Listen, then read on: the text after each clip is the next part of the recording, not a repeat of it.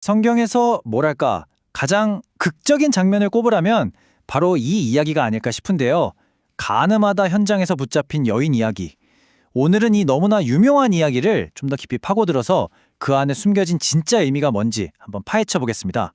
네, 오늘은 바로 사순절 14번째 날입니다. 오늘 우리가 함께 붙들고 깊이 생각해 볼 말씀이 바로 요한복음 8장 10절에서 11절입니다. 제가 한번 읽어드릴게요. 예수께서 일어나사 여자 외에 아무도 없는 것을 보시고 이르시되 여자여 너를 고발하던 그들이 어디 있느냐 너를 정죄한 자가 없느냐 대답하되 주여 없나이다. 예수께서 이르시되 나도 너를 정죄하지 아니하노니 가서 다시는 죄를 범하지 말라 하시니라. 바로 이 말씀이 오늘 우리가 나눈 이야기의 신장이라고 할 수 있습니다. 이게요, 그냥 어떤 여자가 죄를 지었다 이런 단순한 얘기가 절대 아닙니다. 이건 한 여인의 목숨을 그야말로 미끼로 써서 예수님을 완벽한 궁지로 몰아넣으려고 아주 치밀하게 짜놓은 거대한 덫에 대한 이야기입니다. 자, 우리 한번 상상력을 발휘해서 그 장면 속으로 들어가 볼까요? 예수님께서 성전에서 존경받는 랍비처럼 사람들을 가르치고 계셨어요. 분위기 좋았겠죠. 그런데 바로 그 순간 이 평화로운 분위기를 깨고 정말 극적인 사건이 터지고 맙니다.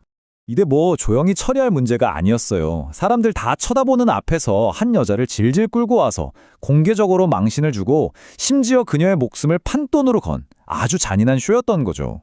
자, 이 질문을 한번 보세요. 여기서 정말 흥미로운 게 뭐냐면 이 사람들은 정의구현이나 율법 수호 이런 거에 사실 1도 관심이 없었다는 거예요. 오로지 예수님을 시험해서 올가미에 걸리게 만들려는 그런 속셈뿐이었죠. 그러니까 이 사람들이 파놓은 함정이 와 이건 진짜 정치적으로나 신학적으로나 완벽해요. 도저히 빠져나갈 구멍이 없는 그야말로 천재적인 덫을 만들어낸 겁니다. 이게 딱 보이시죠? 딜레마잖아요. 만약에 돌로 치지 마라 이러면 당장 모세율법도 모르는 게 무슨 선생이야 하고 신뢰도 와르르 무너지는 거고요. 반대로 그래 돌로 쳐라 하면 이건 더 심각해요. 당시 사형은 로마만 할 수 있었거든요. 로마법을 어기는 범죄자가 되는 동시에 맨날 사랑, 자비, 용서 외치던 사람이 위선자가 되어버리는 거죠. 진퇴양난 그 자체입니다. 자, 이렇게 엄청난 압박감 속에서 예수님은 정말 누구도 예상 못한 반응을 보이세요. 아주 조용하고 놀라운 반응이었죠. 생각해보세요. 모든 사람들이 숨죽여서 예수님의 입만 쳐다보고 있는데 심지어 고발자들은 빨리 대답하라고 소리치고 난리인데 예수님은 그냥 몸을 굽혀서 땅에다 손가락으로 글씨를 쓰고 계시는 거예요.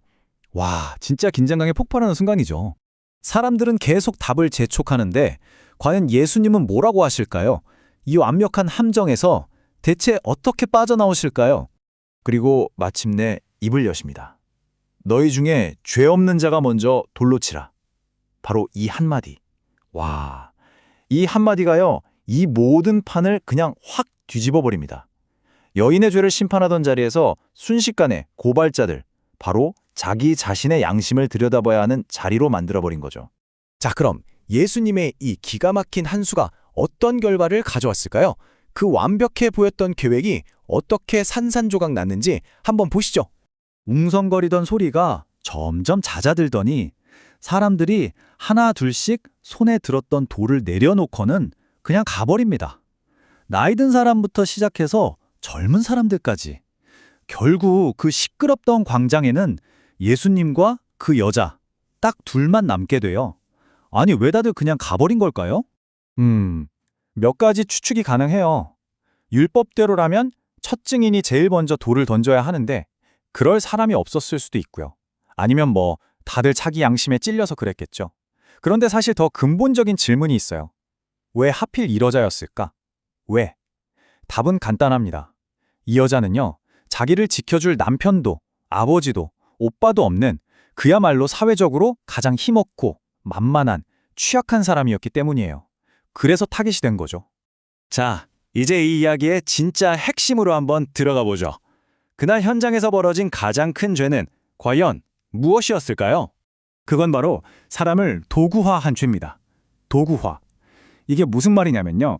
자신의 목적을 이루기 위해서 다른 사람을 그냥 물건이나 도구처럼 취급하는 거예요. 그 사람의 인격, 존엄성 이런 건 쫙 무시하고요. 고발자들에게 이 여인은 그냥 예수님을 공격하기 위한 무기, 그 이상도 이하도 아니었던 거죠.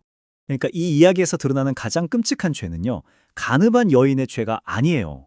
바로 한 인간의 생명을 자기들 정치적인 목적을 위한 소모품으로 여겼던 그 지도자들의 아주 계산된 악행이었던 겁니다. 자, 이제 그 모든 소란이 다 휩쓸고 지나갔습니다.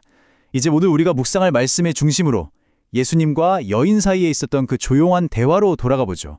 그렇게 시끄럽고 살벌하던 분위기는 온데간데 없고 아주 조용하고 지극히 개인적인 순간만 남았어요. 예수님은 그제야 비로소 그 여인을 온전한 한 명의 인격체로 마주 보시는 겁니다. 그리고 이렇게 말씀하시죠. 나도 너를 정죄하지 않는다. 가서 다시는 죄를 짓지 마라. 이게 바로 예수님의 최종 판결이에요. 근데 여기서 우리가 오해하면 안 되는 게 이게 에이 괜찮아. 죄 지어도 돼. 이런 뜻이 아니라는 거예요. 이건 너는 이제 정죄와 비난에서 자유롭다. 그러니 이제 새로운 삶을 살아라 하고 기회를 주시는 놀라운 은혜의 선언인 거죠. 생각해보면 고발자들은 그 여자를 이용해 먹을 장기말로 봤어요. 하지만 예수님은 그 똑같은 사람에게서 회복되어야 할 소중한 한 사람을 보셨죠. 이 이야기는 2000년이 지난 오늘 바로 우리에게 묻고 있습니다. 나는 혹시 누군가를 내 목적을 위한 도구로 보고 있지는 않나요? 우리는 누구를 한 인격체로 제대로 바라보지 못하고 있을까요?